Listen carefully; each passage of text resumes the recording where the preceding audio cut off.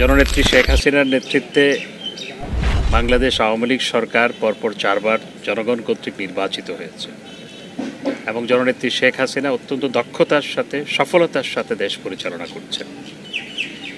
আসলে বিএনপি এখন হিতাহিত জ্ঞান হারিয়ে ফেলেছে এবং তারা গত নির্বাচন বর্জন করার পর তাদের হতাশা এমন পর্যায়ে পৌঁছেছে, এখন তারা অদৃশ্য শক্তির উপর বিশ্বাস করা শুরু করেছে।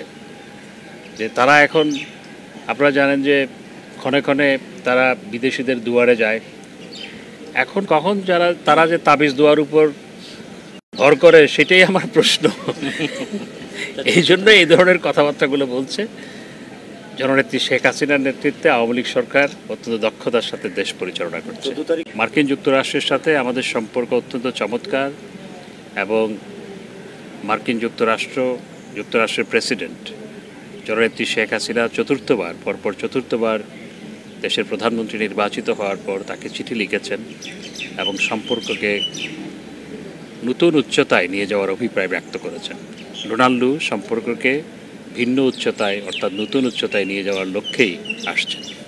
জেলা আওয়ামী লীগের সভাপতি সাধারণ সম্পাদক পরাজিত হওয়া মানে নির্বাচন যে অত্যন্ত সুষ্ঠু, অবাধ, নিরপেক্ষ হয়েছে সেটিরই পরিচয়। ধন্যবাদ। আপনারা দেখছেন দৈনিক কর্ণকণ্ঠ, সবার কথা বলে।